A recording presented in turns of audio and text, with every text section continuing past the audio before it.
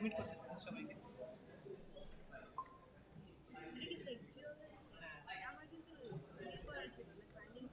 তুই লগ এখানে সবাইকে অ্যাডমিট করা।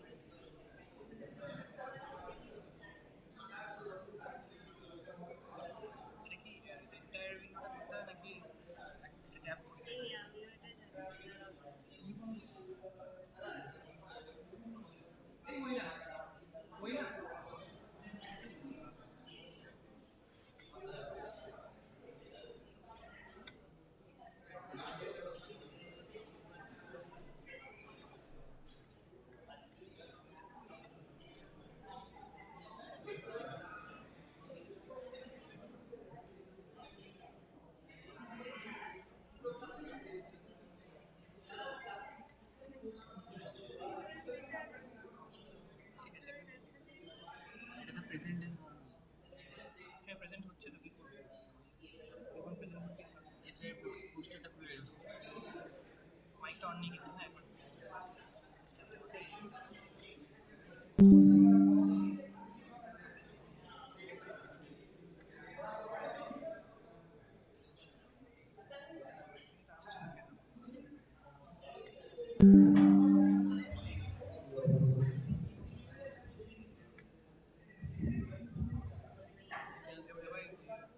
এটা খোল লাইভ স্ট্রিমটা খোল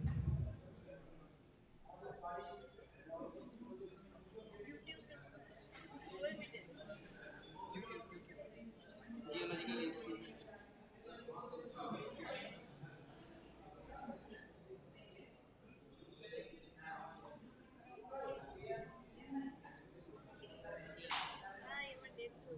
ঠিক আছে সরে ভালো সেভ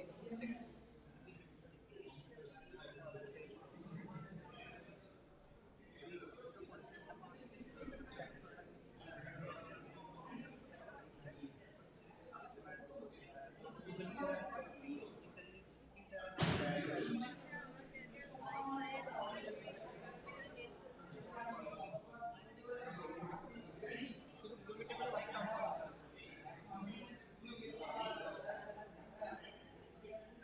হ্যাঁ ইউটিউবের অডিওটাকে বন্ধ করতে হবে এই মনে না ইউটিউবের অডিওটা অফ করে ইউটিউবে যা এই জন্য সেকজিও ইউটিউবে যা ইউটিউব এটা কোথায় গেল লাইভ স্ট্রিমটা হ্যাঁ স্টপ প্রেজেন্টিং করে কি হবে তাতে এটা সামনে শুধু স্ক্রিনটা আসছে এটা মিউট করতে হবে মানে অডিওটা এখানে অডিওটা এই যে মিউট করা আছে ঠিক আছে এটা কিছু করতে হবে এখানে গিয়ে জাস্ট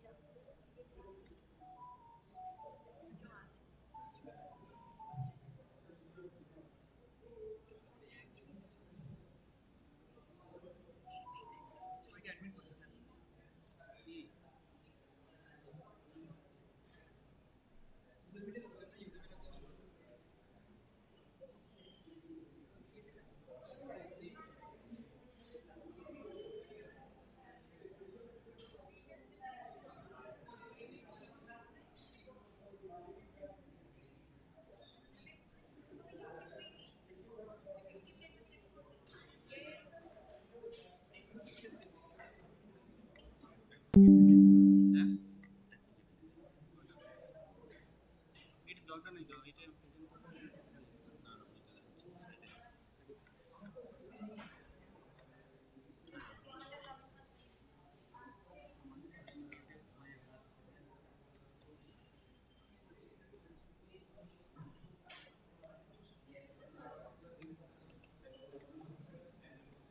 কি হয়েছে ওটা আসুক না, সমস্যা কি আছে? বাজে লাগছে হাইটা হাইটা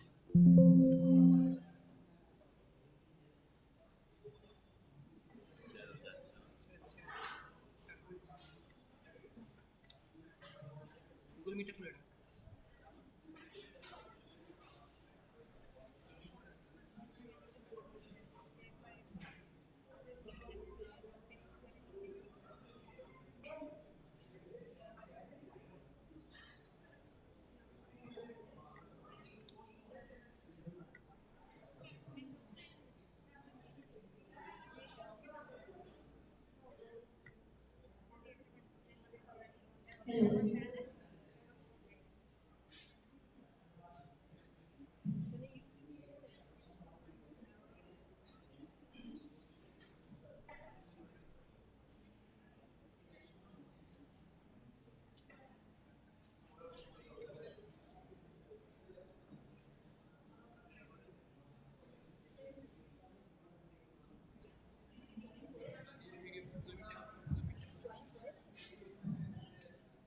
স্ক্রিনটা তো গুগল মিট দিয়ে শেয়ার হবে। হ্যাঁ, এখান থেকে শেয়ার কেন হচ্ছে? গুগল মিটে শেয়ার হচ্ছে তো আদৌ? যা যা গুগল শেয়ার করে আছে কিন্তু গুগল মিটটা খুলছে না কেন? কোথায় মানে এখানে স্ক্রিনটা দেখাচ্ছে না কেন আমার পিপিটি? এখানে এখানে এখানে এখানে পিপিটি স্ক্রিনটা কিভাবে দেখাবো এখন তো পিপিটি খোলা নেই খোলা নেই তো, একজনই আছে। এন্টার স্ক্রিন করলে হবে না? শেয়ার এন্টার স্ক্রিন হ্যাঁ, এন্টার স্ক্রিনটা করে দেখ। ওটাতে ক্লিক করতে হবে, এটাতে ক্লিক।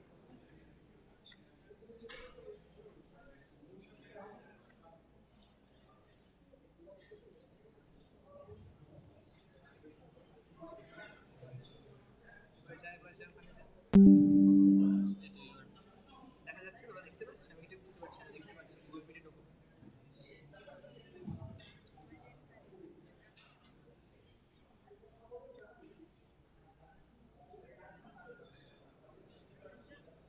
একজন গুগল মিট দেখবে আর একজন ইউটিউব দেখবে। এইখানে তো মানুষটা কাজ করছে না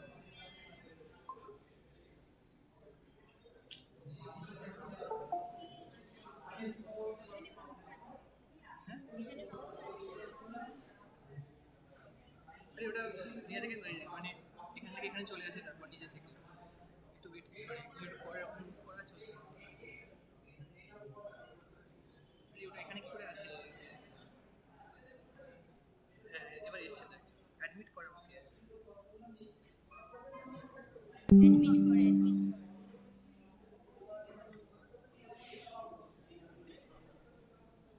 শুরু হয়েছে।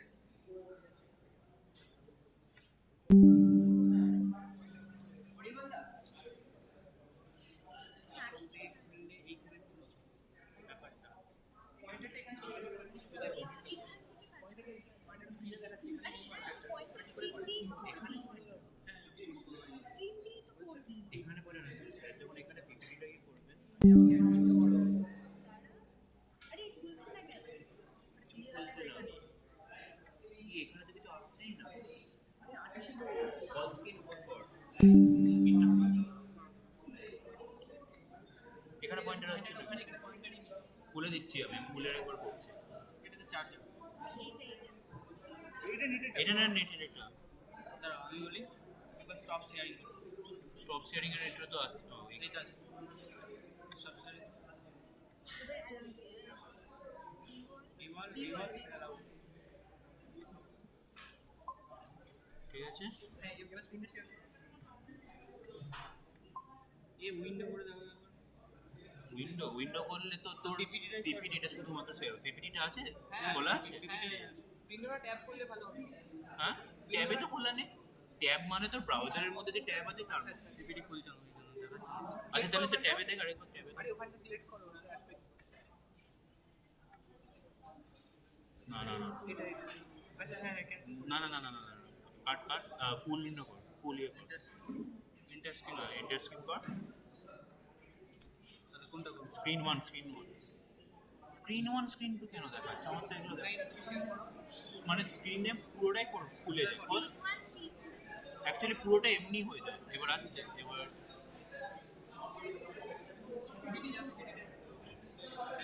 এটা আচ্ছা স্ক্রিন 2 কর তাহলে ঠিক আছে হ্যাঁ এখানে আসলে এই ওর এখানে ফুল স্ক্রিন কর এটা এখানে আছে এই তো এখানেও দেখাচ্ছে দেখাচ্ছে এবার দিদি অডিওটা এবার দেখো কি বলবো? বলো যে একবার ওখানটায় ওটা খোল দেখ চেঞ্জ হচ্ছে কত চেঞ্জ হচ্ছে এই তো হচ্ছে সব হচ্ছে তুমি অডিওটা দেখে নাও সরে যাও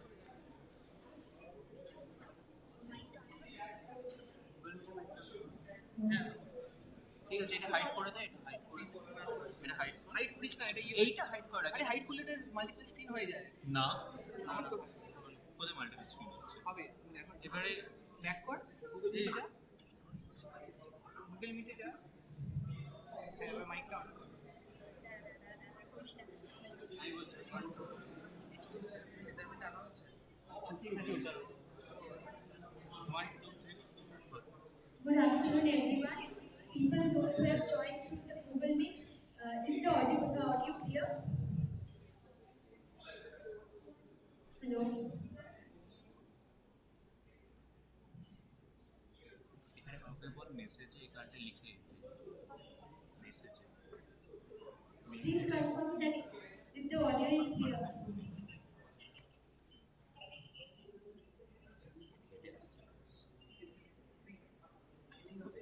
ইটস ওকে মানে আসছে শোনা যাচ্ছে এখানে একটা মেসেজ করে দে আমাদের অ্যাকাউন্ট থেকে একটা মেসেজ করে কি লিখবো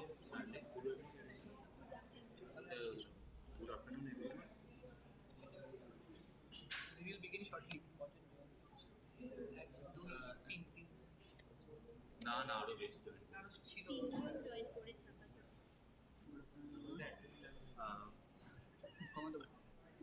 দাঁড়া কি জানতে চাস পুরোটা নেই We will begin shortly. ব্যাস এইটুকু লিখে দাও না আমি ওদেরকে জানতে চাই অডিও শোনা যাচ্ছে শুনেছি আমি তো ডিস করে নিলাম তো ভাই ঠিক আছে উইল বিগিন শর্ট লিখে দে তাহলে এটা মুঝে না ফুল স্টপ দিয়ে উইল বিগিন শর্ট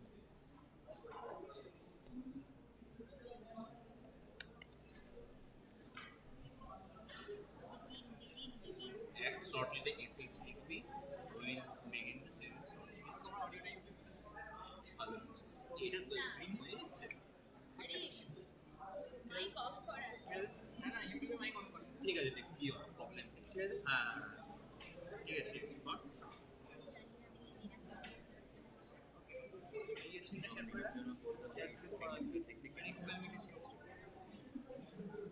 মানে পিপিটি সেকেন্ডারি ভিডিও যে করেছিলাম এটা কি করে আছে কারণ এটা বেজার করলে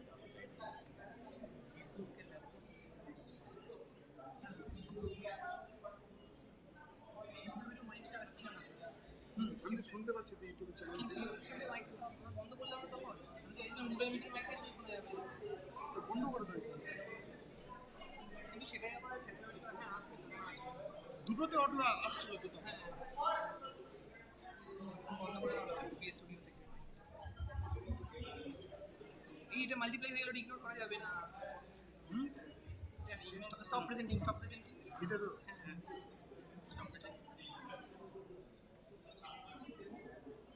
ঠিক আছে তুমি ওটা করে দাও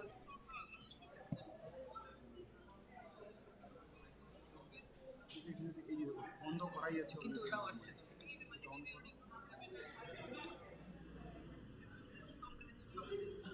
তো কাটতে হতো আমি মাইকটা চাই না আমি এখানে আমি গুগল মিটের মাইকটা শুরু চাই গুগল মিট তো অলরেডি শোনা যাচ্ছে মাইক ডাবল মাইক চলে আসে না ঠিক আছে না কথা বলো গুগল মিটে গুগল মিটে তো গিয়ে মাইকটা অন করতে হবে এইটা মাইকটা অন করো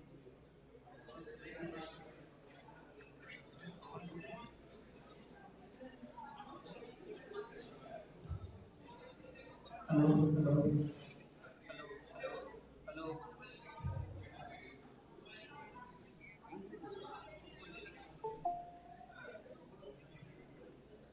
কি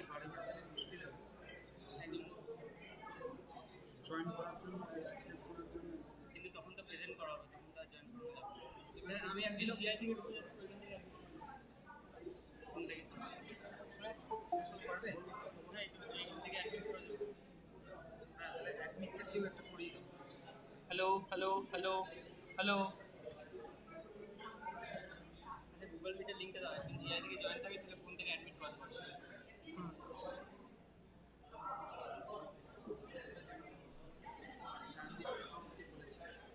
শোনা যাচ্ছে।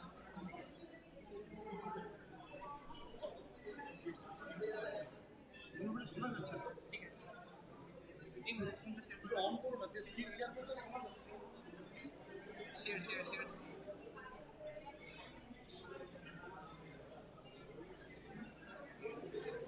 ইন্টার স্ক্রিন ছিল? এই স্ক্রিনটা করো স্ক্রিন টু তো না, এই স্ক্রিন দিয়ে তো করছিল। এই স্ক্রিনটা করলে গোটাটাই দেখা যাবে আর এটা শুধু পিপিটিটা এটাই হচ্ছে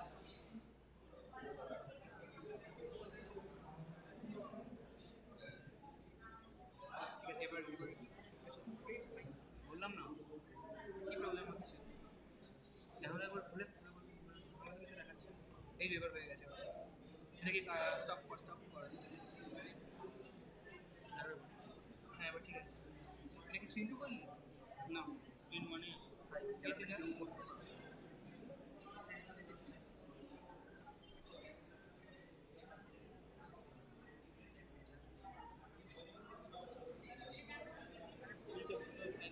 এইটা কেন হচ্ছে? এটাকে তো বন্ধ করতে হবে, এটাকে বন্ধ কর।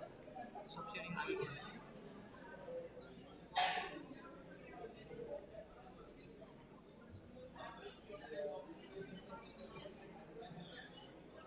হ্যাঁ ঠিক আছে, এসছে। সঠিক হ্যাঁ দাঁড়া এক সেকেন্ড, এটাকে চেঞ্জ করে একবার পিপিটি থেকে।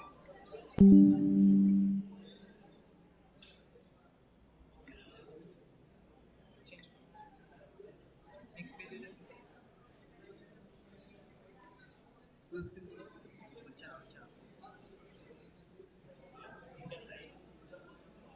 F4 সেকেন্ড স্ক্রিন উঠেছে সেকেন্ড স্ক্রিনই আছে। এটা কাট জিবিটা আবার ইয়েটা জিবিটা খুলে শেয়ার বন্ধ করে শেয়ার আবার পুরো বন্ধ এটা কি কার্ড? শেয়ার স্টপ শেয়ারিং আবার শেয়ারিং উইন্ডো এন্টার স্ক্রিন 1 এবার প্রেজেন্টেশন মাল্টিপ্লাই হবে না তো? না হবে না কিছু হবে না এই দেখো মাল্টিপ্লাই। এটা হোক না এখানে এবার ঠিক আছে এবার ফুল এবার ফুল স্ক্রিন কর ফুল স্ক্রিন করলে এবার একটা এবার পয়েন্ট আছে বললাম আমি আর চেঞ্জ করিস না ঠিক আছে, ঠিক আছে চলো শুরু করে দিই। স্যারকে দিয়ে দাও। ফোনটা শোনাও। এটা কার ফোন? আমার।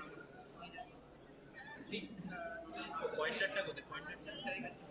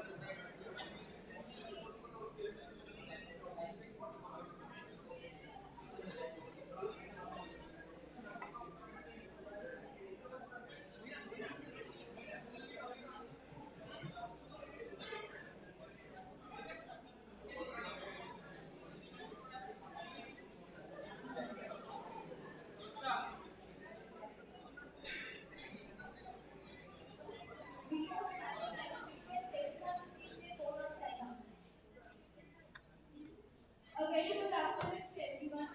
On the behalf of the Geological Institute, I, Kosha Rahman, Right, moving on to welcome you to the 46th Professor H.K. Memorial Lecture.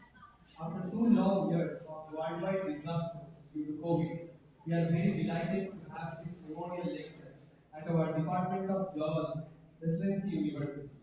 Over the last 2 years, we have tried our best to carry forward the 4-decade-long legacy of the S.I. Memorial Lecture through online mode. But being able to host it again in our very own department and in physical presence of everyone will serve you. On this day, every year we pay our respect and express our forever gratitude to Professor S. Sri for his phenomenal contributions to this department, to the lives of his students, and to the study of geology as a whole. In the absence of our head of the department, Professor Orijit sir, I would request Professor Durgapur sir to tell us a few words about Professor Ray.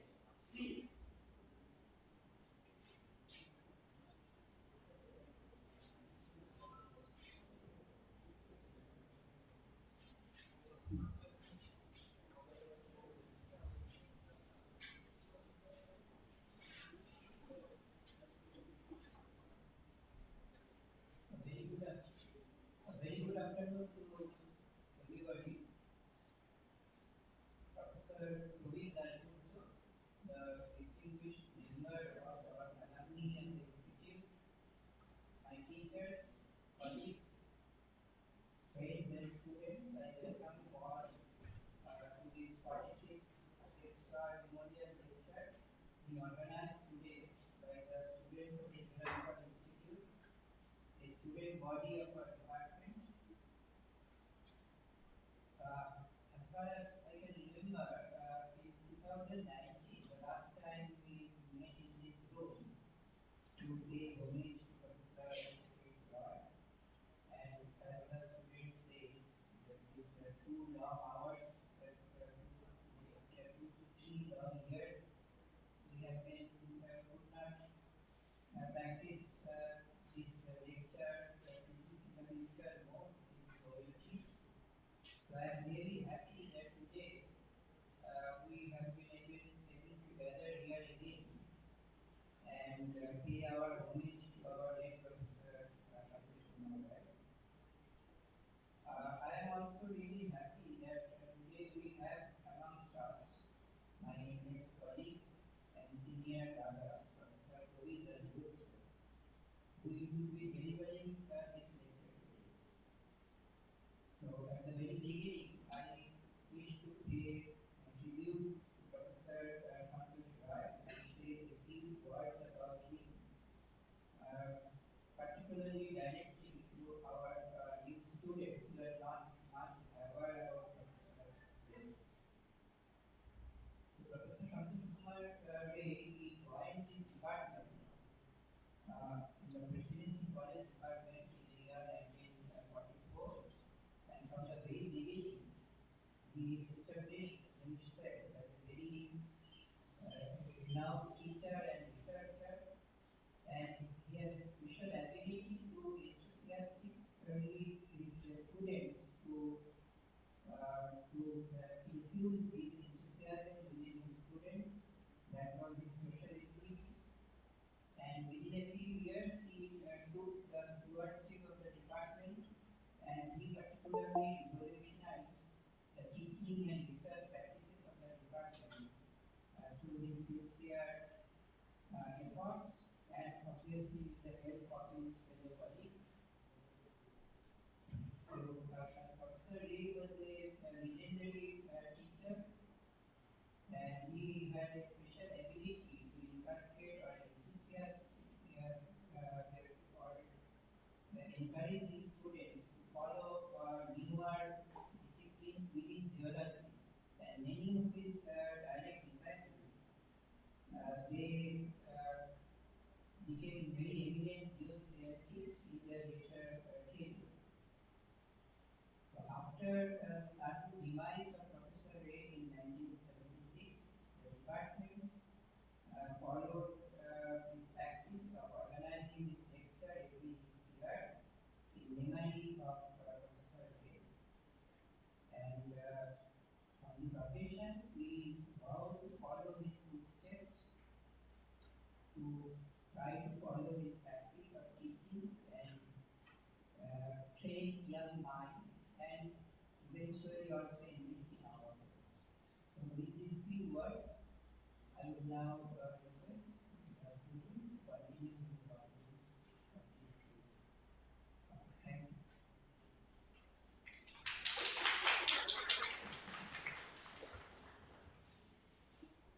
Thank you, sir. It is always a pleasure to hear about our beloved professor. I would now request Professor Durgapur sir, ex-student of Professor Ray, to reminisce about Professor Ray.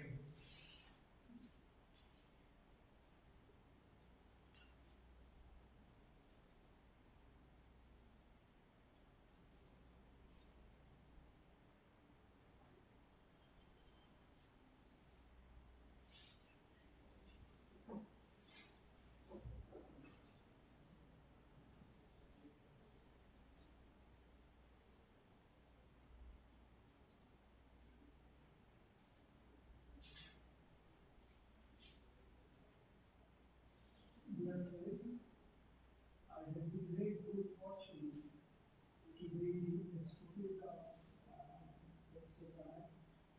Professor Rai taught geology, not only taught geology, he also introduced a completely new method of teaching geology to the students. The integration between the theory and the practical and rigorous fieldwork combined with the classroom teaching. These were all contributions of Professor Rai. That the Presidency College students made a name for themselves for their excellence in the field studies is due to Professor Rai introducing undergraduate mapping in the undergraduate stage, which was unheard of in those days. In those days, the geology fieldwork in most of the universities, very well-known universities also, was like an excursion. The students would go, visit a mine, or visit an earth-from, see some rocks, and come back.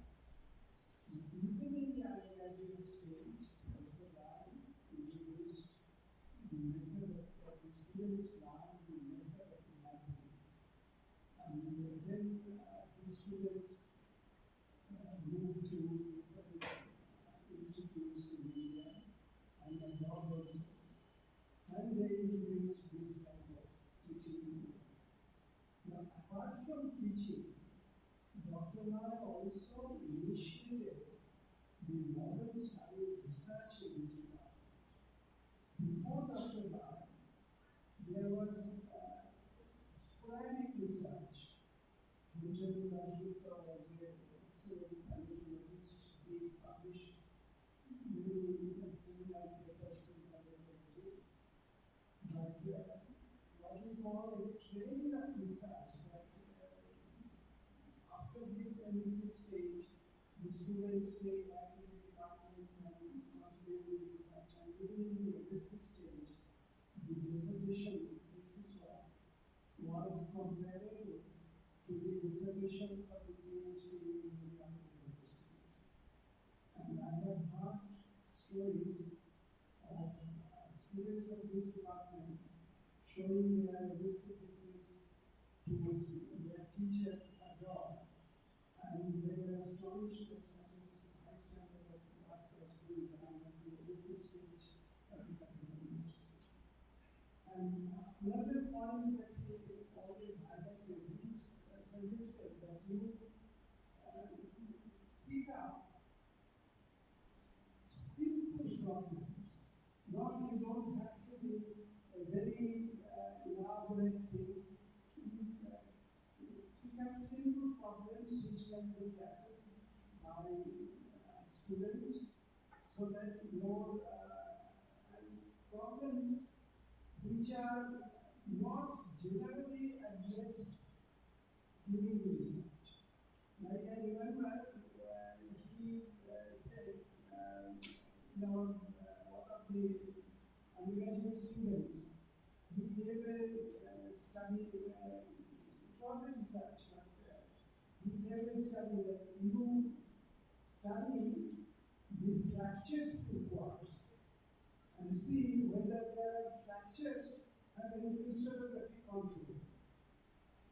So this is a piece of research, this he gave to a fourth year student, so that the students have the daily training of independently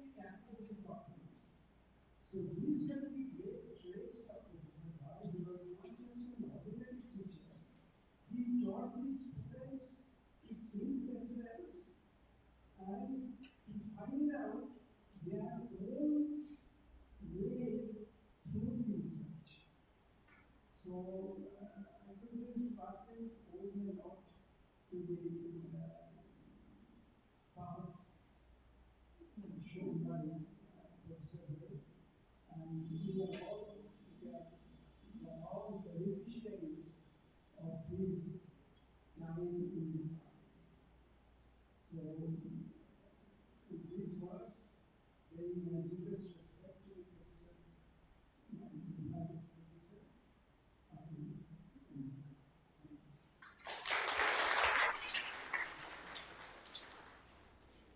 Thank you, sir.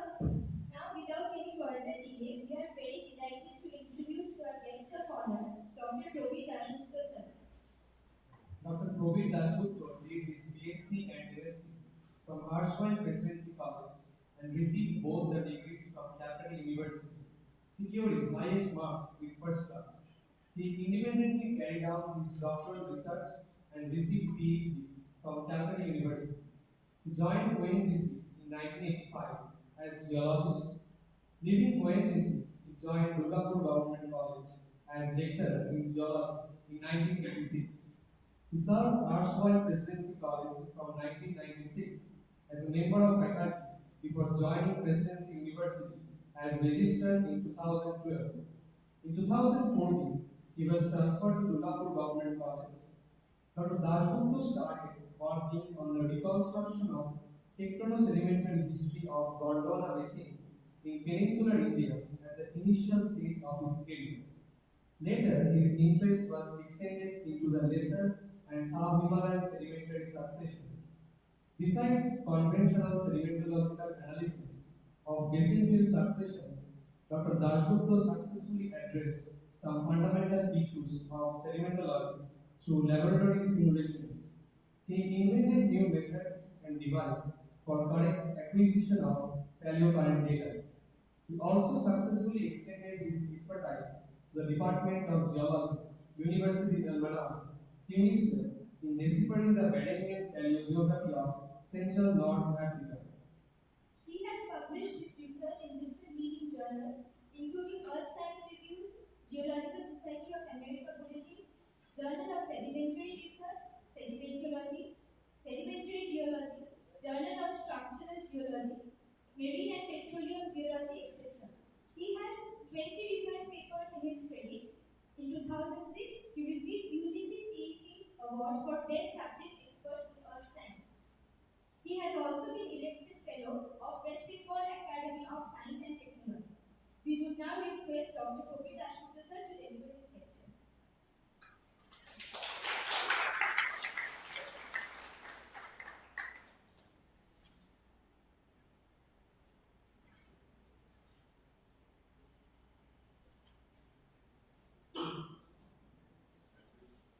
Am I audible?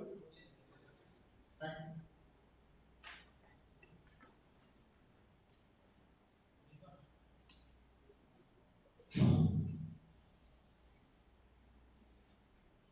My dear teachers, my seniors, my friends and colleagues, and my dear students, this is really a very special moment for me to be here on this particular occasion because I have a lot of memories with this particular occasion. I didn't have the opportunity to see Professor Ray because he left for abroad before I joined this department. We came to know about this great teacher from our teachers and also his eminent students who used to come here to deliver this Lesser Memorial lecture. I can still recollect the first Professor Lesser Memorial lecture when I was a student of first year BSc. It was delivered by Professor Prabir of Durgapur University on manganese nodules. But that day, I didn't imagine that after 45 years I will be here for the same purpose. So that's why I'm really grateful to the organizers for giving me this opportunity to pay my tribute to one of the greatest teachers in our time. Keeping the undergraduate students in mind as my target audience, I am not going to discuss any critical problem in sedimentology.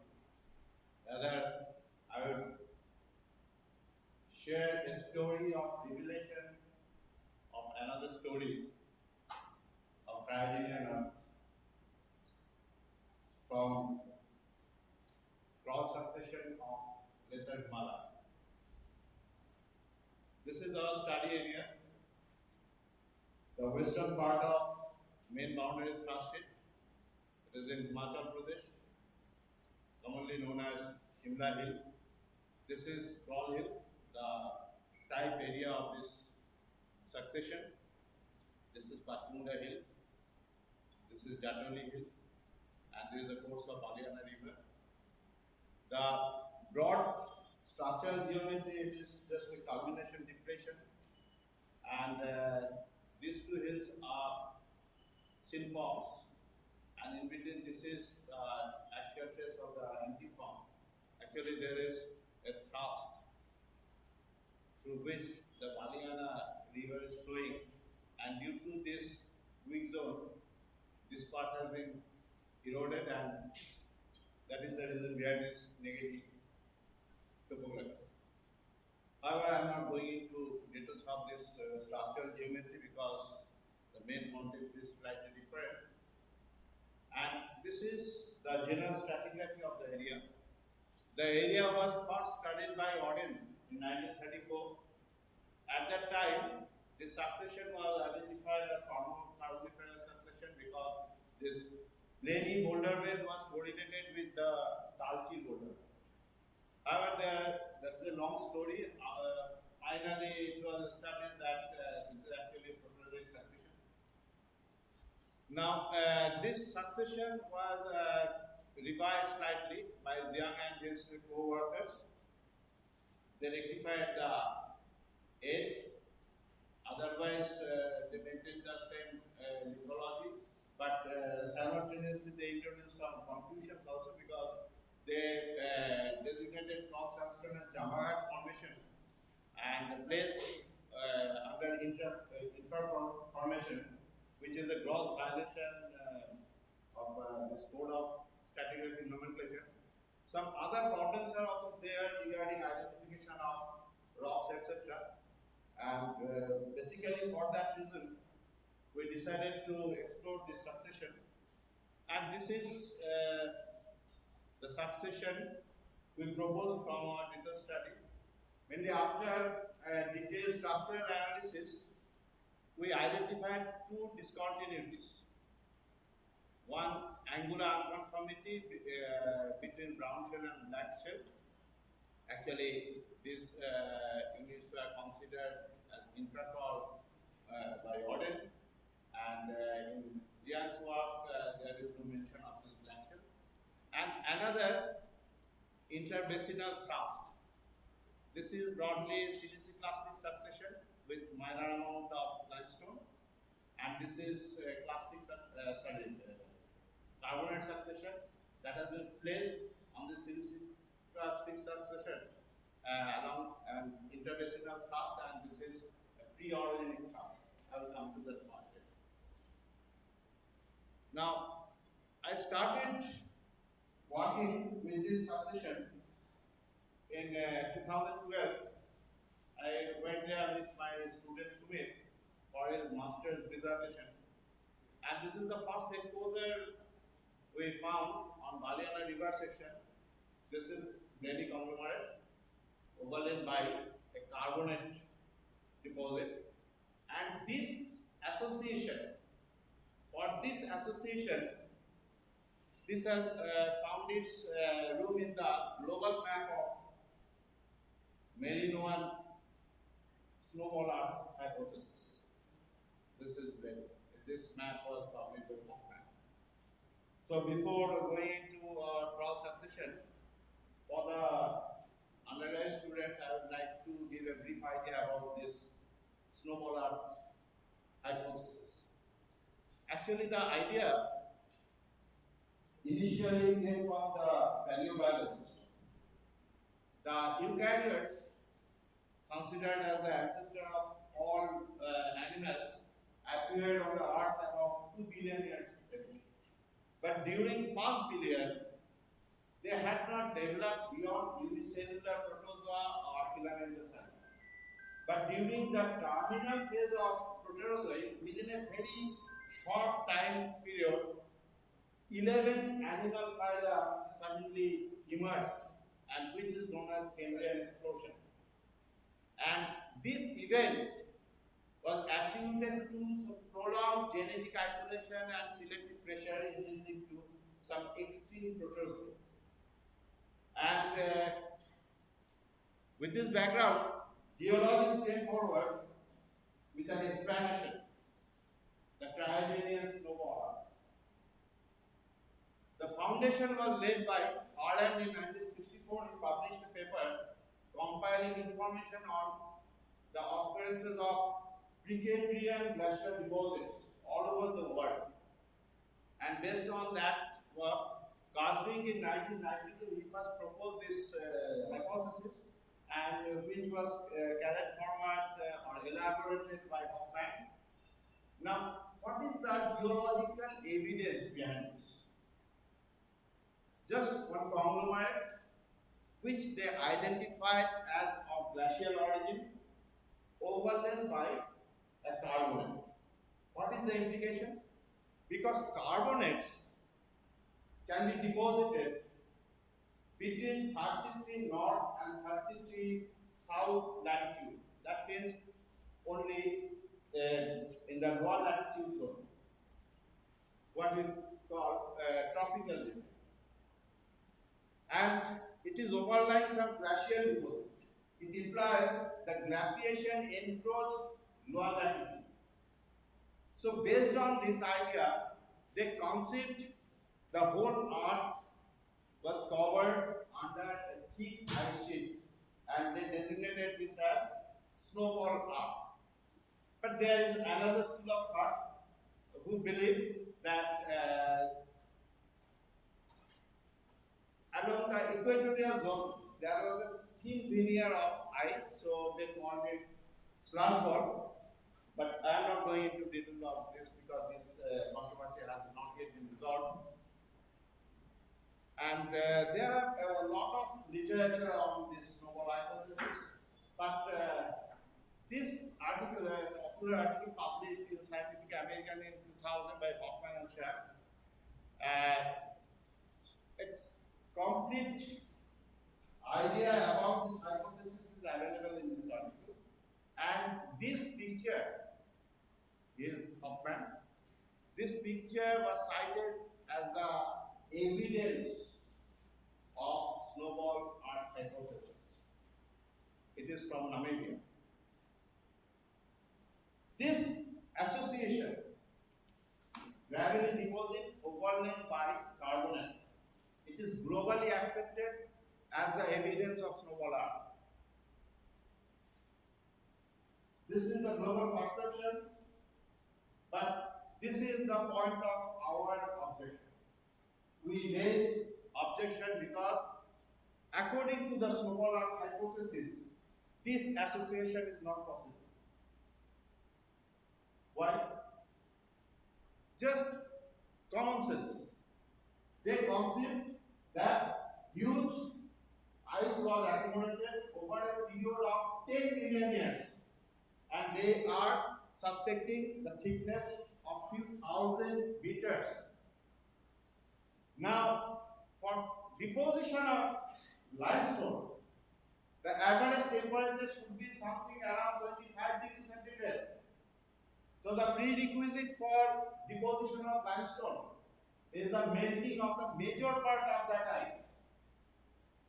And if that melting takes place, that would affect use acid, what we call glacial use acid, that would affect the sea level for another reason, that is called glacioisostasis. Where is the signature of those events? if such a huge water is released, that must be recorded somewhere. This cannot be a sharp transition. And when we went into the detail of this hypothesis, their ideas, the limitations of their idea came from their own statement. Because Hoffman and Sharp, they actually proposed the greenhouse snowball cycle. 5 stages they proposed. First stage, the prologue. During Rodinia breakup, that is supercontinent breakup, new surfaces were exposed along the deep zones and exposed to subaerial processes for weathering. And the carbon dioxide present in the atmosphere got dissolved into the rainwater, got involved in weathering of that material. And by that way, substantial amount of carbon dioxide was consumed. And this depletion of carbon dioxide in the atmosphere, that caused fall in global temperature and extension of polar ice sheet. And due to this extension of ice sheet, this wide surface had a very high albedo. They reflected major part of the solar radiation.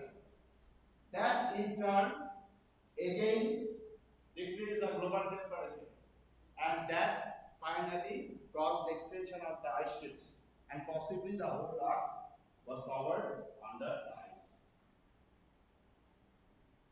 Now, during this extreme snowpolar situation, this is their hypothesis, not our study. The climate became absolutely dry. Dry means next to no rain condition. And for that reason, that climatic condition inhibited further growth in the ice sheet. And desertic condition prevailed. Only the volcanic cones were exposed. That was the main source for material, and this type of aeolian deposits were accumulated. And simultaneously, the carbon dioxide released from the volcanoes were now confined within the atmosphere. So greenhouse gases are increasing in the atmosphere, that raise the global temperature, and gradually melting of ice started. That is the fourth stage. And finally, when this melting was complete, they are suspecting black shell deposition due to excess carbon dioxide. And the bicarbonates released during weathering of the rock released the ocean, and that caused deposition of limestone.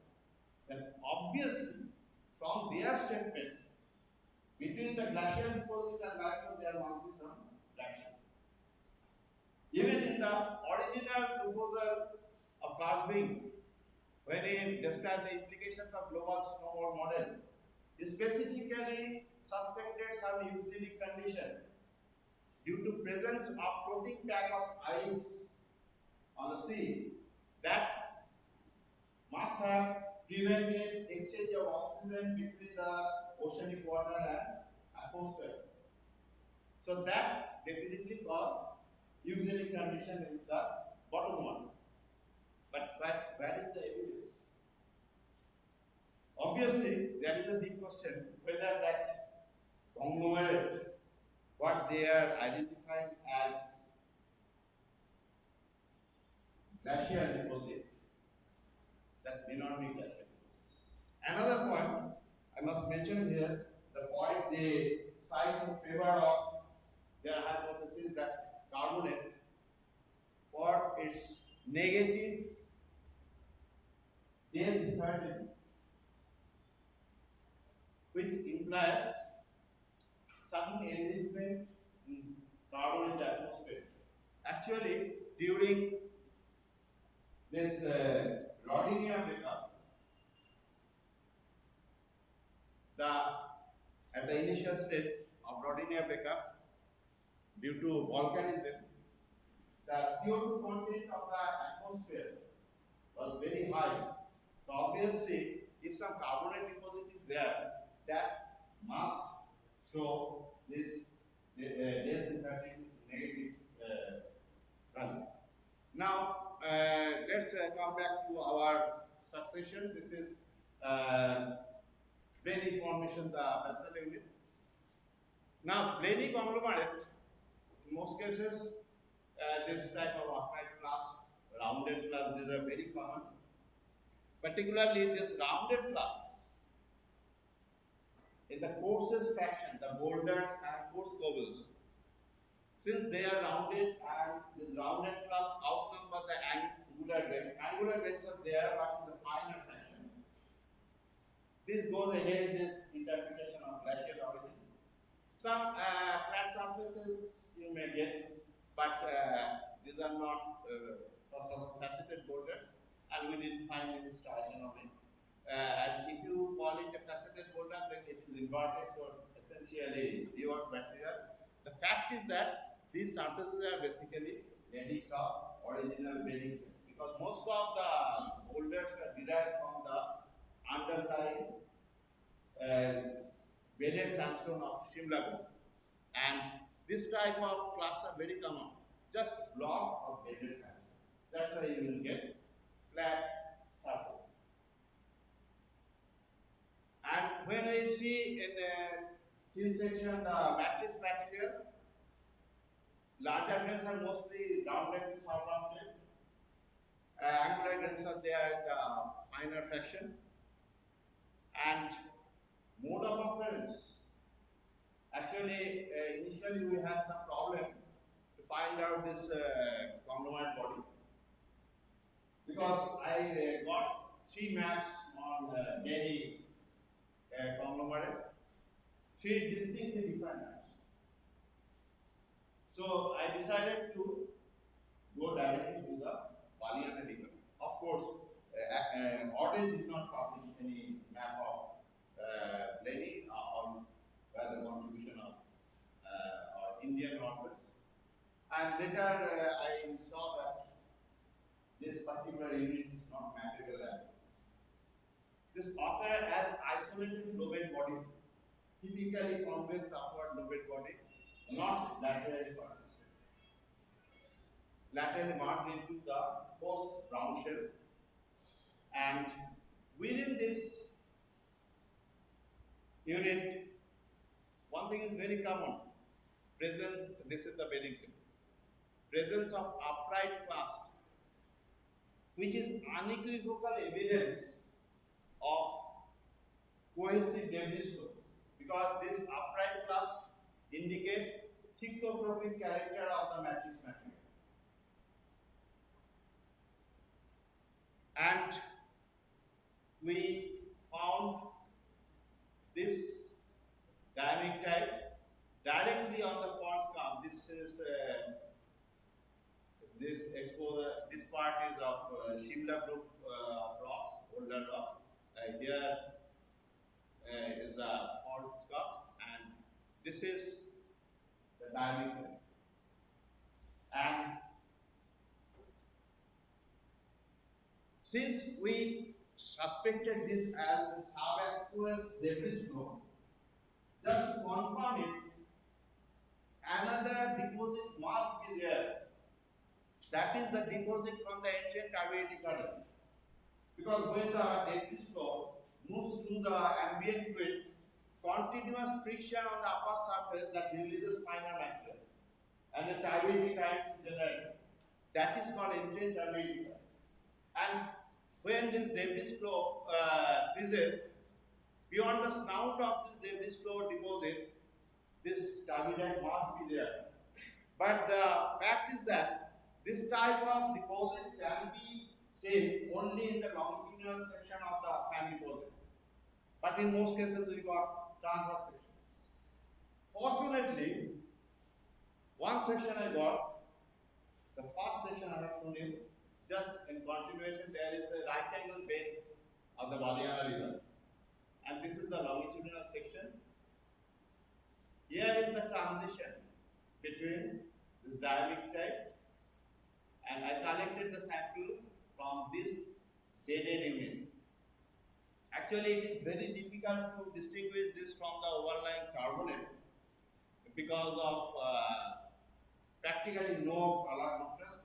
Both are equally stained and both are fine grained.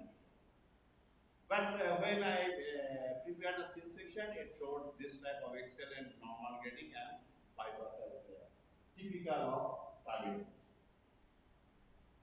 And this is the fig dolomite. People mention a lot of things about this, but actually when we studied the thin section, this is basically interclastic limestone, but intensely dolomitized due to this recrystallization. These outlines are mostly diffuse, and locally we got this type of normal grading. Maybe your calcitarbonate, and this is the post ground shape. Now the total thickness of this Valiana formation is 590 meters, but this is intensely deformed. If we subtract this factor, then it must not be less than 400 meters. But this diamictites and overlying carbonate, they constitute less than 10% of the total succession, and it is confined in the lower part of the unit. The rest part is represented by this round shape.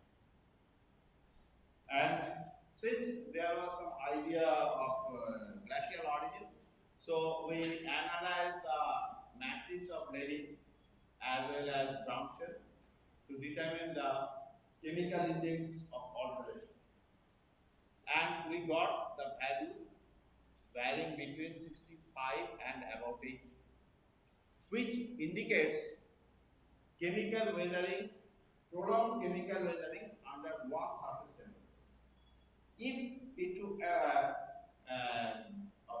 glacial origin, then this value must be something must be less than 60 and something around 55, 57.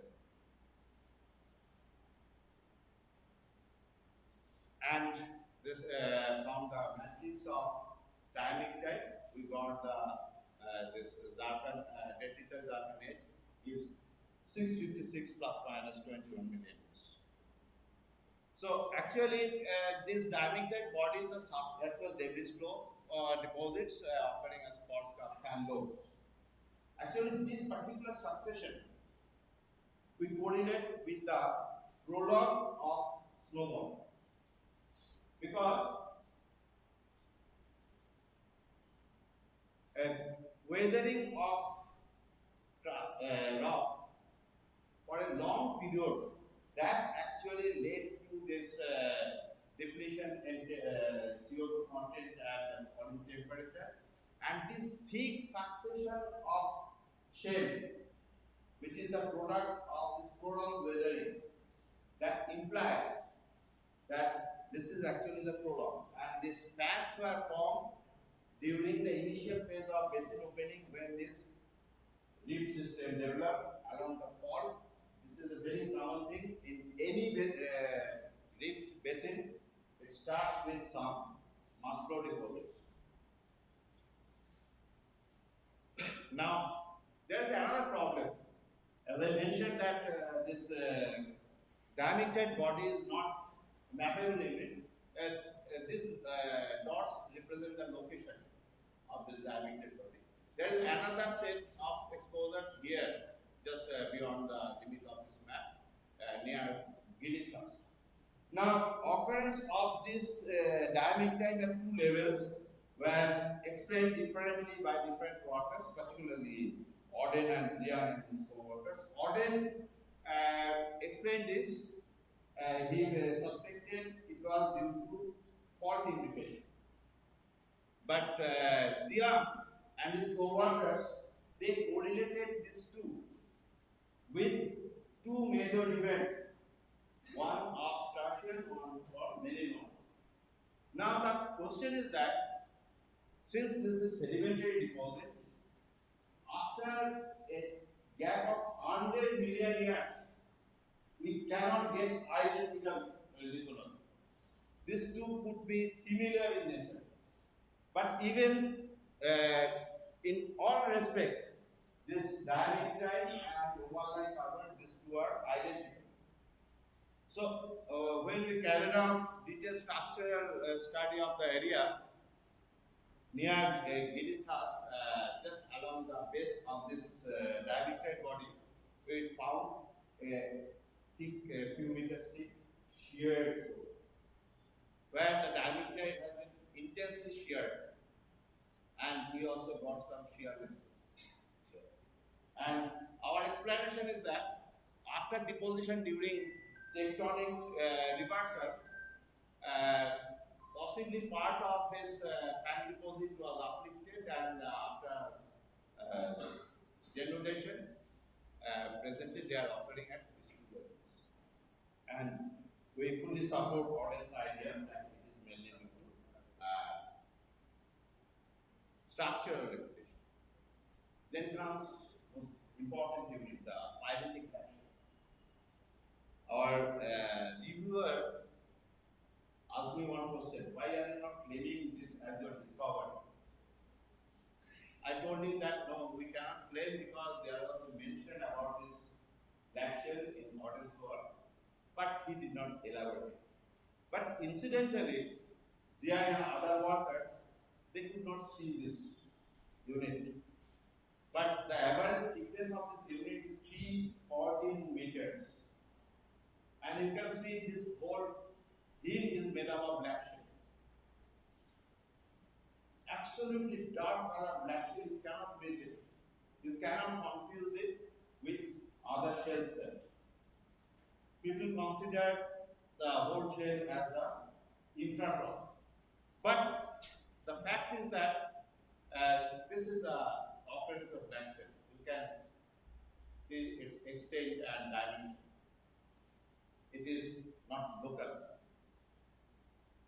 The fact is that there is an angular unconformity between these two shells. This is round shell, intensely folded, and this is a homoplane flash. And this is, you can have some idea about the dimension of these exposures on this scale. Now, this is another exposure. This whole heel is made up of black shell.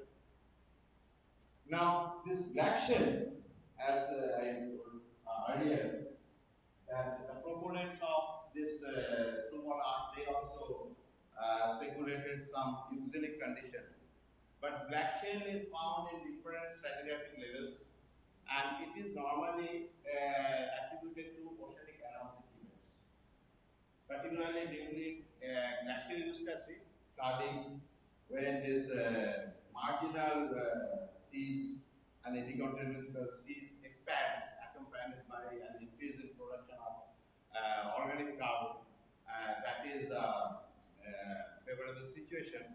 Actually, what happens, the thermocline and halocline, that is the temperature gradient and the salinity gradient, they are so stabilized that the molecular oxygen remains confined within the U40 zone, and it gradually drops below the density boundary. It becomes negative, and that is the eugenic environment responsible for deposition of black shell. And disseminated pyrite, which is very common constituent of this rock, it is actually due to demineralization of organic matter by sulfate-reducing microbial activities in the eugenic condition. Another importance of this black shell is that from this we can determine the precise depositional time. So we also tried this with rhenium osmium dating. We analyzed 3 sets of data in the AIST Japan, but unfortunately we did not get any perfect isotope. but they analyzed the data and they determined the initial ratio for different ages between 500 and 800 million years.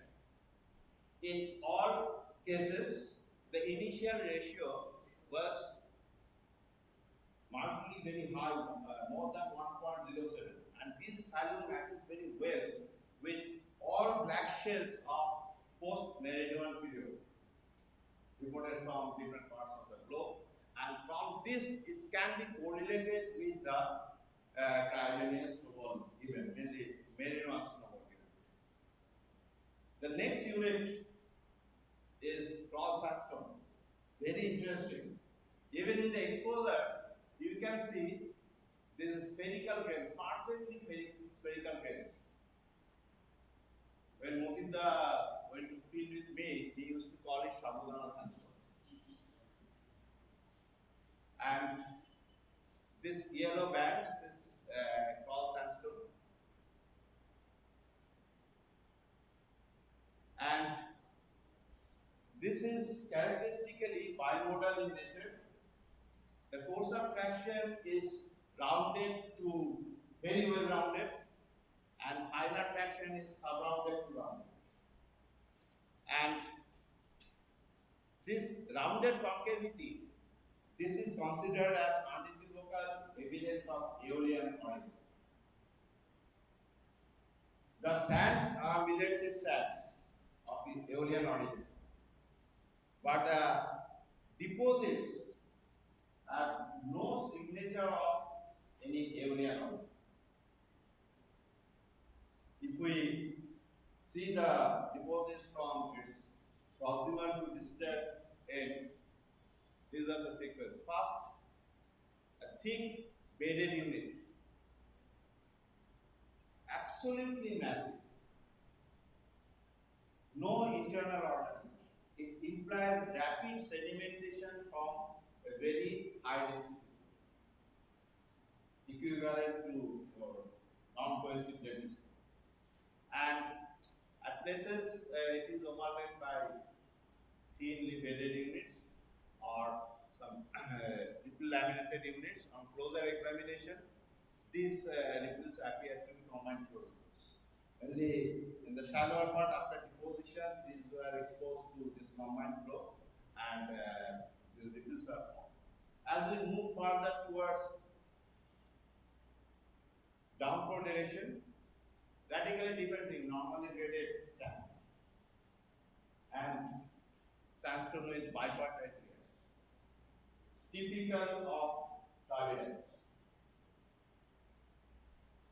But more intriguing point is that the farther downflow direction, we got plain beds with cross bedding, and thereafter trough cross bedding.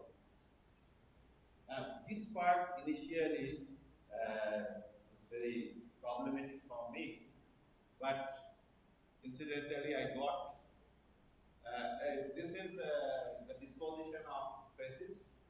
So from proximal to distal end, actually we are calling it proximal to distal based on this value current direction we determined from the cross beds.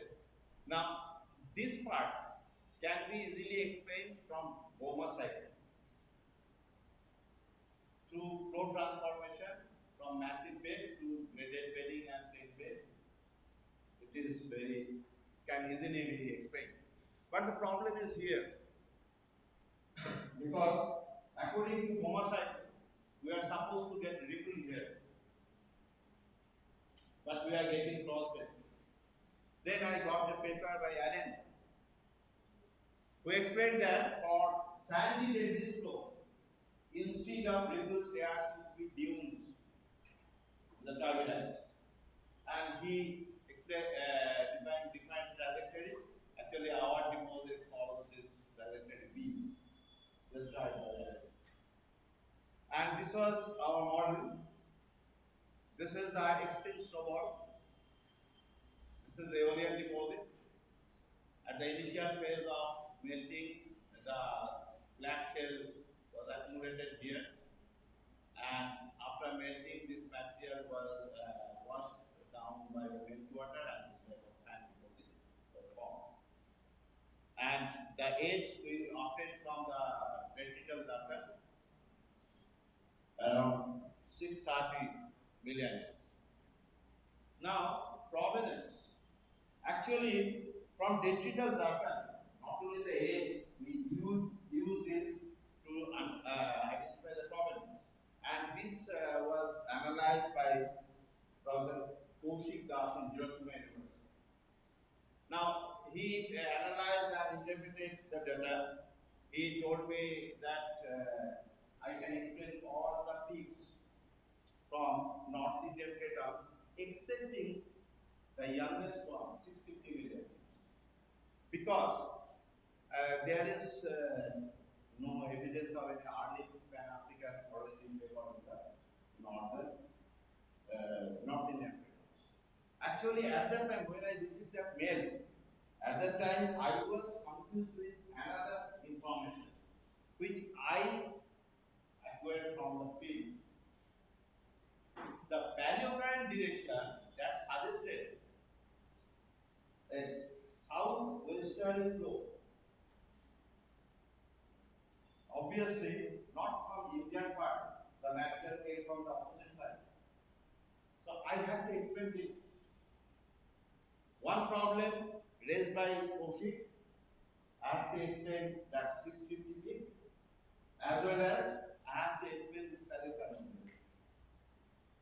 So I just started searching the paleogeographic maps during this Nordinian time, and I got this around 650 million years. Australia was here, so this could be the potential provenance for Krol sand. Now, Krol sand has been derived from some Aeolian deposit, because sands are Aeolian sands, deposited as a carbonate, but the newer Aeolian deposit. So there must be some Aeolian deposit of that time in Australia. And after searching, I got that. That is Whyalla sandstone, late Proterozoic periglacial Aeolian sandsheet, presently found on stewardship, and lot of papers there, but best series of papers were published by Williams. And I noted very similarity between these two sands, particularly the composition. Quartz, grains, then microcline, rounded lithic segment, etc. And this is photomicrograph of Whyalla sandstone, and this is of Krol sandstone. Just I made it plain polarized light just to compare this. And but this similarity, just based on this similarity, I cannot claim this as the provenance. I have to explain the zircon dates. And it is not very well considered. I searched a lot of literature. I them also. But finally, I got publication published by Rose. Actually, Williams suggested me this reference, who carried out some this zircon geochronology of Whyalla and Ara sandstones. For Whyalla formation, she carried out 5 samples. Actually, I did not expect perfect matching, because Whyalla sandstone is the original deposit and this is a recycled deposit. So obviously some modification must be there. But incidentally, one sample, this N103, this sample, perfectly matched with our SD28. And Rose sent me the raw data sheet also. We compared those and we found the source of all peaks of our samples. I have shown you one sample, we can analyze 4 sets of samples. So for all samples, we got the source, and we coordinated this with the Whyalla sandstone. So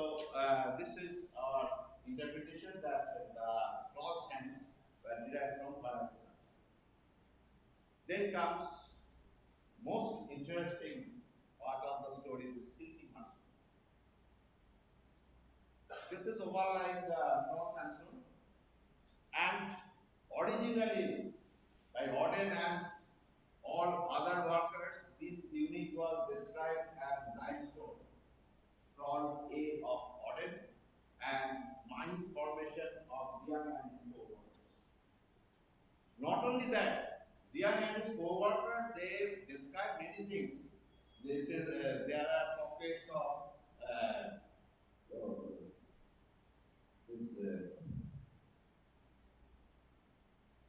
pilloidal backstone, etc., etc. So when I saw this, I tested all the samples with dilute acid, and I got very few effervescence. The basic reason is that this unit has got some amount of carbonate cement, and more important is that it contains silt of dolomite. That is the most interesting part of the story. And this is also very prominent unit. There are majestic sections all over the field area, and the average thickness is about 460 meters.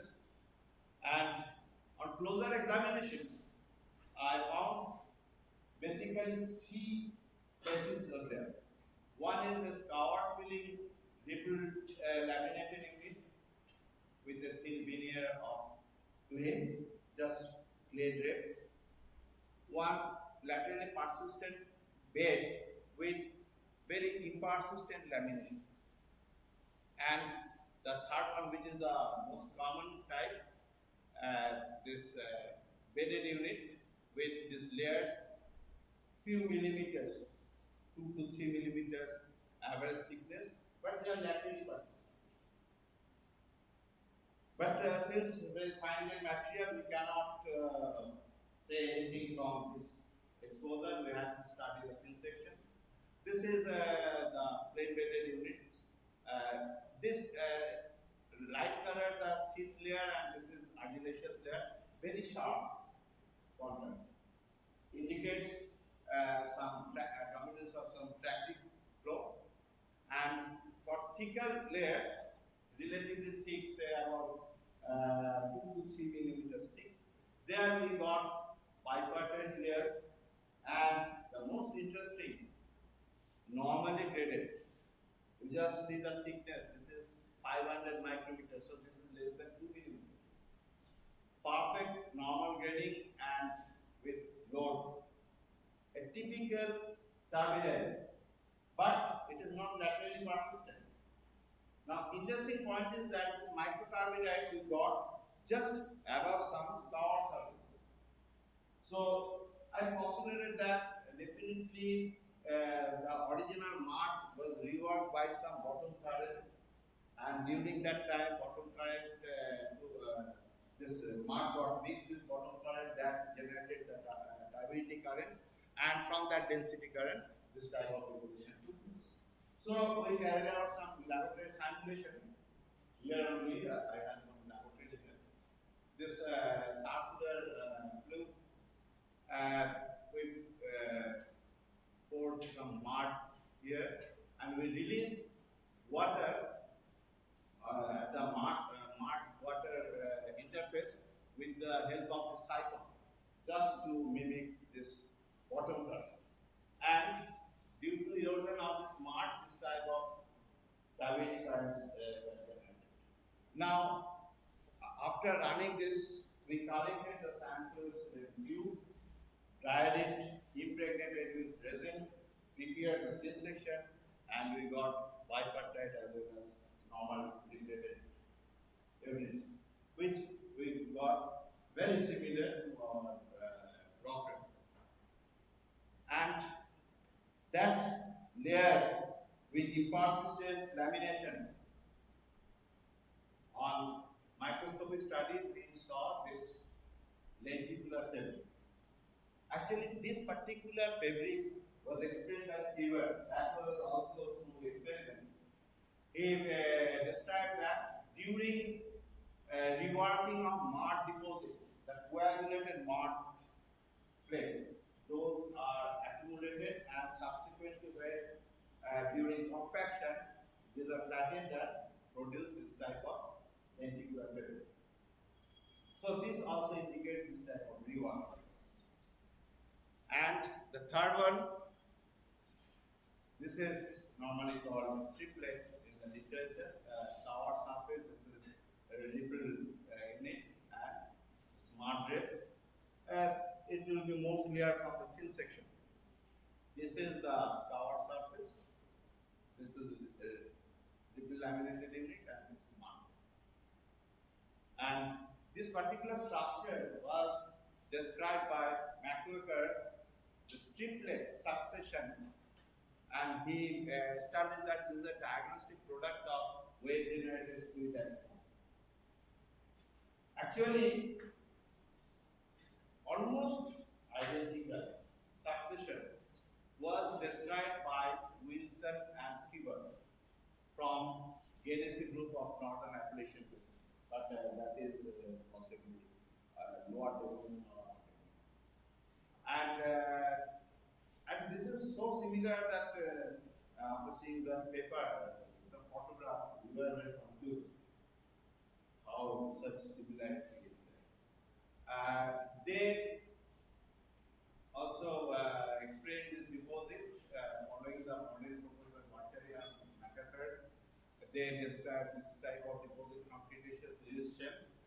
Actually, this finer material it is carried from the continent to the ocean as hypothermal plume, and after this substantial fallout due to oversteeping, this gravity currents are generated, and these currents may proceed further due to this wave of current enhanced as wave or current enhanced density. And that is the model we accepted for our deposit also. And as we move towards proximal end of the deposit, otherwise it is showing some deep basinal configuration, but we saw there is evidence of gradual shallowing, and this type of combined flow ripples are abundant. And finally, on the surface, this type of oscillation, perfect oscillation. It indicates shallowing of the basin. There are two possible explanations. One, due to high rate of deposition, the coastline shifted towards offshore. That is called normal regression. But we think this is not normal regression. This is due to forced regression caused due to glacial isostasis. Because after melting of ice, definitely the landmass gradually uplifted. This we are saying from our experience from fellow Scandinavia. There, after melting, the landmass takes about 10 to 15,000 years to come above mid-sea level. And we are saying this is a forced regression because we have got its counter evidence in the carbonate succession. Now the provenance part. This is very interesting because this unit is homogeneous. Such a huge mud deposit but homogeneous, same, almost consistently same composition. It implies this must have been derived from some pre-existing sediment. Otherwise, we must get some mixture in between. And since this source of Krol was in my mind, so obviously I searched again the South Australia. And there I got a paper by Letterlap. He described a lowest deposit, periglacial lowest deposit from New Selina formation. And there was a controversy. Earlier people described that unit as cap carbonate. Now, after seeing that paper, I saw that this lowest deposit, the characteristic composition of the sill, quartz, small amount of feldspar, and dolomite, very uncommon combination. And at that moment when I received this paper, I for my student and told him to stain at least 3/4 thin sections. Whether dolomite is there or not. Immediately he collected the reagents from, because he was working at Kolkata University, he collected the reagents from biochemistry department, and at around 8 p.m. he called me, yes sir, I have sent you the photographs. I saw in all samples there are amples, dolomites, shapes. Then and there, I sent a letter to Retalent, because based on that we cannot correlate this. We have to carry out chemical analysis. Already we have results of our samples. So I have to collect samples of Australia. So I requested Retalent either to send me some samples or with reference to this photograph to send me the locations. Because one of my students is staying in Australia, I told him that if required, you please try to collect samples for me. After 4 days, instead of sending any location or sample, Retalent sent me 4 Excel spreadsheets full of data. The first sheet containing the data he published in this paper, and for rest 3 sheets, all are unpublished data. So I told him, then you have to be our co-author. He told me, don't bother, you carry on your. Okay. So I got this from Professor Retalent of University of Oregon. I plotted the data, and this is the result. I just showing you a few. These dots are of Krol, and these all are from New Zealand. Not only bivariates. This is the trivariate.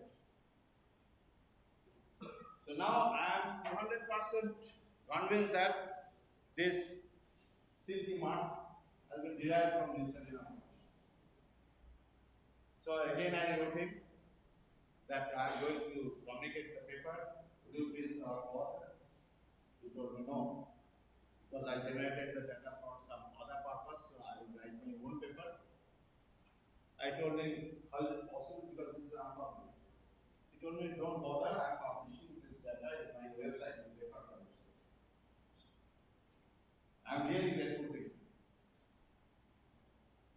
And just to wind up, this is the carbonate succession.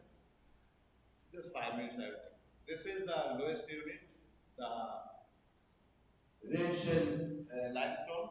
It is intensely deformed. I will come to that point later. Then the magnetic limestone, bedded limestone.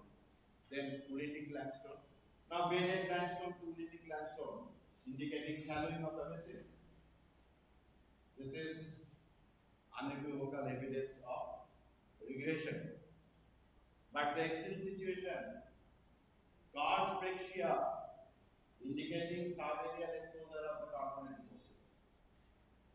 And this corresponds to the shadowing of basin what we recorded in the silty mudstone. So that's why we are calling this due to force regression caused due to glacial association. And this is after this glacier, there is a thin layer of translucent black. Thereafter comes this algal limestone. That is the top unit of the succession. And to explain the depositional setting, we borrowed this concept from Reader and Author. This is one famous model. And this is the rift setting, and this is the source of supply of silicic plastics. The axial trough was the size for accumulation of black shell and others. And this annual part. This was the site for carbonate platform, and this was the original situation. And during tectonic reversal, because this was Archival drift setting, extensional setting, so during tectonic reversal, this material went up along this surface, which we designated as intracal Mahi thrust, because Mahi is a village, is a type area of this exposure. And the evidence just along that contact, this is the lower part of this red shell limestone. We'll get this type of deformation. It is not penetrative. In the upper part, we won't get it, or in the lower also we will get it. Very close to this, we got this type of shear lenses within the silty mudstone.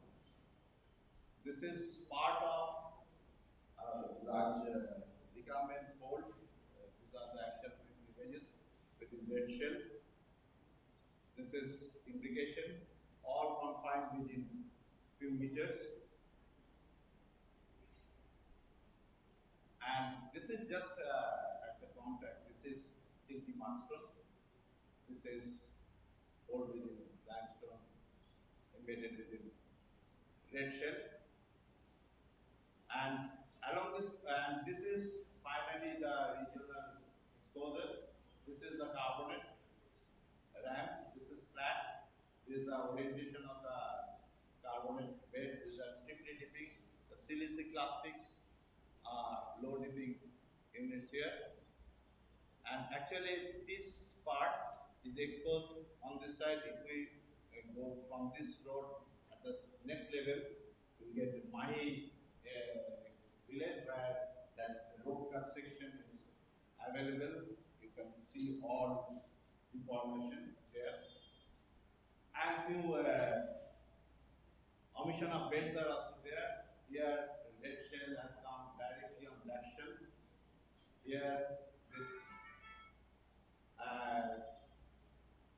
Unitic limestone directly on silty mudstone, and also for assessment of this surface area, some small scale thrust plates developed within black shale also. This is one such exposure. This is excellent. This was excellent exposure, but right now we won't get it because for welding on the street, this highway, this has been totally demolished, and on the new wall, I could not get this surface because it is dipping away from the road. So now it is underground, so we cannot see it. It is very unfortunate. Initially, I thought maybe these are, they may take one bypass, but I think they won't covered. So from this, we concluded to think the cross succession represents a complete record of Millennium Hothouse map. And this cross succession of MBT sheet is an extended part of Adelaide deep complex of South Australia. My team members, Sumit, my student, has done a commendable job, particularly the map he has prepared almost independently. We just supported him. Kaushik has a lot of contribution in our work. Professor Abdul Motin of Kolkata University, he mainly guided the structural analysis, and Kosuke Goto of AIST Japan, he carried out this cranium-osmium analysis. Actually, this journey I started with Professor Durgapur, but situation did not permit us to work together. So I had in my team. That is the unfortunate part of the whole story. So thank you for your presence here.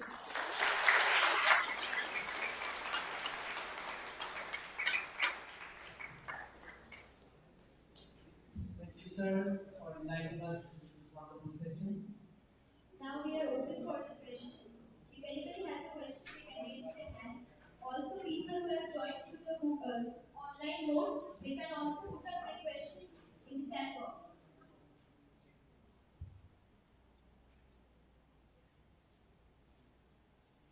Please raise your hands. You don't have any questions.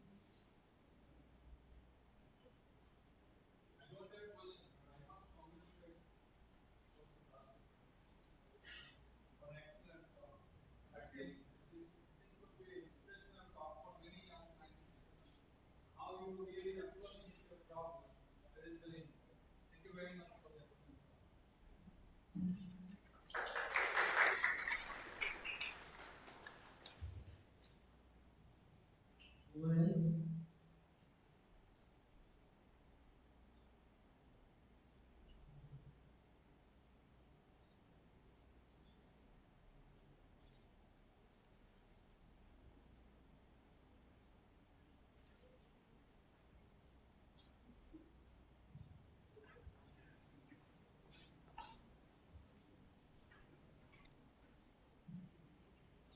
Sir,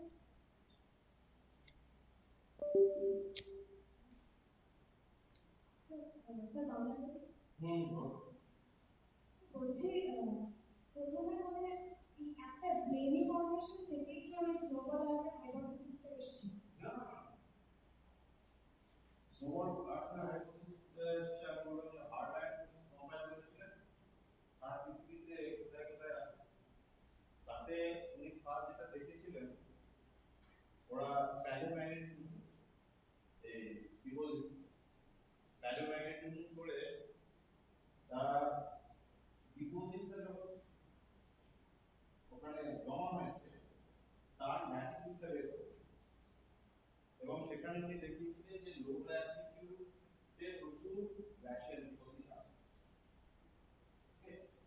এইখান থেকে আইডিয়াটা নিয়ে problem model করেছে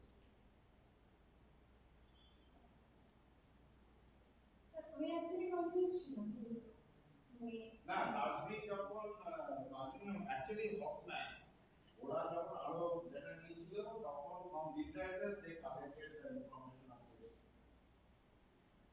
because এইরকম একটা situation আছে যে একটা কম্বোমাইট তারপরে কারণে সেগুলো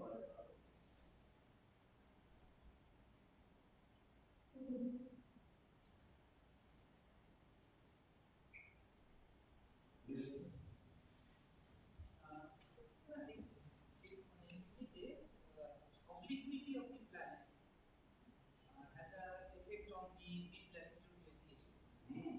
There is a model of this. Yes. Belong to the site. Okay. Actually, people try to explain it. Belong to the cycle, but academically it was discarded because only belong to the cycle cannot cause extension of this glaciation very close to the equator. That was the point. That's why and there are ample evidence that because it had a relation with tropical meteors. That's why they correlated with tropical meteors.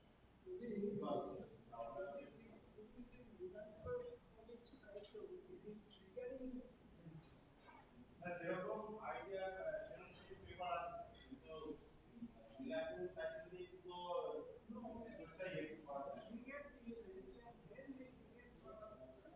Maybe sir একটা ইয়ে আছে যে আর্থের অবলিকুইটি change করেনি এরা অন্য প্ল্যানেটের কিছু অবলিকুইটিতে change করেছে বলে হ্যাঁ মানে এক্সট্রিম অবলিকুইটিটা ধরে আমরা ক্যালকুলেট করে কিন্তু ওই পর্যন্ত আসতে পারে এই জন্য super continent data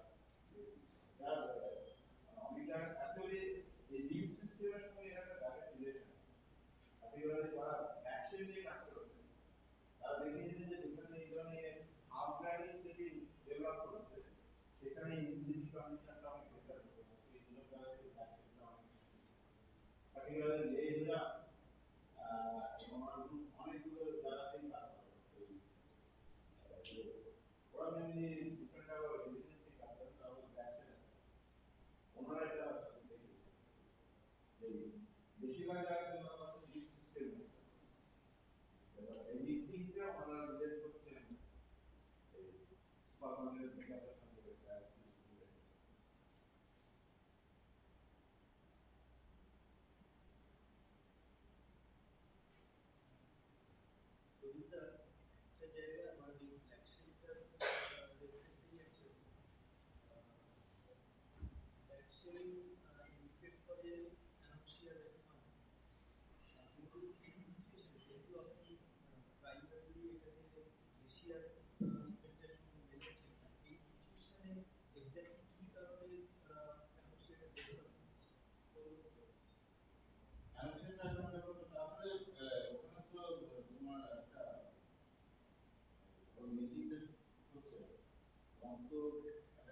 part of the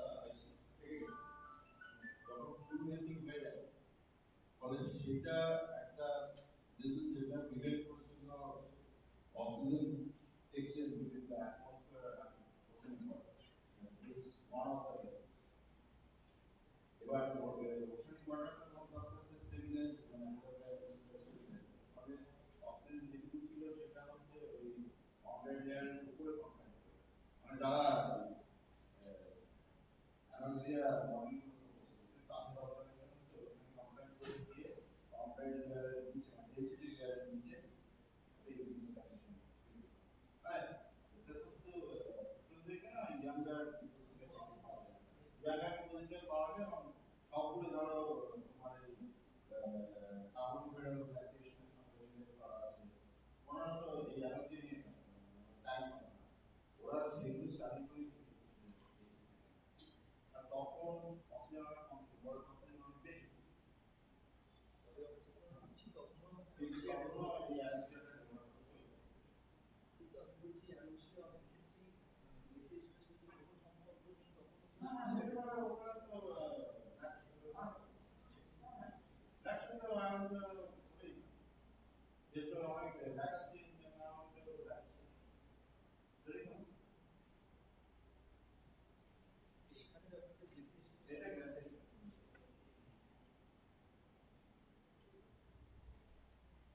এবং কিন্তু টাইম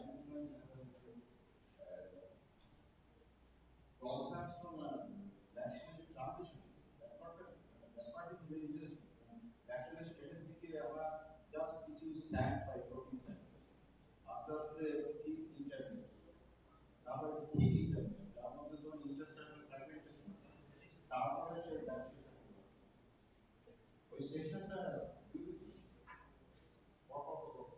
কিছুটা তুমি ছবিগুলো দেখতে হবে ট্রানজিশন ইজ ভেরি গুড আমি প্রথমে লিখেছি কিন্তু অনেক সময় লেগে যাবে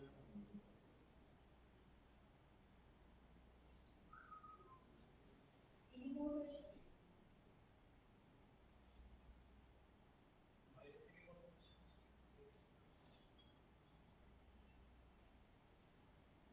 Thank you, sir. It was amazing to have you among us on this special occasion. Now I would like to hand over the mic to my classmate Sneha to present the vote of thanks. Thank you. Thank you, Tosha and Abhinav. On behalf of the Geological Institute and the entire Department of Geology, I would first like to express my gratitude to our speaker, Professor Prabir Dasgupta, for being with us today and for his wonderful talk session. Thank you so much, sir. Also, a big thank you to all the audience for being a part of our session today. To all our alumni, it always feels special to all our teachers and everyone in the department for supporting and contributing to today's event in every way. With that, I would like to end today's session. Thank you all.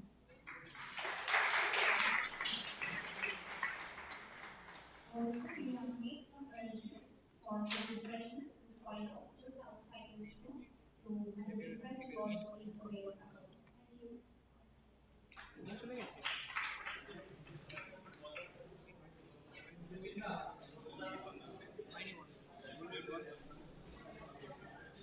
Sexual ইউটিউবে বন্ধ করলি কেন টুমটাই কেটে দিয়েছিস আরে ভাই স্ট্রিমিংটা বন্ধ করতে হতো স্ট্রিমিংটা তো বন্ধ হয়ে যাবে না হবে না আরে এটাকে পয়েন্টারটাকে এখানে আনতে হবে আরে পয়েন্টারটাকে এখানে আনি ওবিএস থেকে বন্ধ করতে হবে কেটে দিচ্ছি ওবিএস হ্যাঁ এটা কাটতে হবে না এই স্টপ স্ট্রিমিং এখানে আমি স্টপ স্ট্রিমিং কিভাবে করবো টেপ ওটাতে কোথায় টিপবো আমি এই ওবিএস তে যেতে হবে আসলে হ্যাঁ এখানে যে কোনটা টিপবো আমি করি স্ক্রিনটার জন্য এটা খুলে দিই হ্যাঁ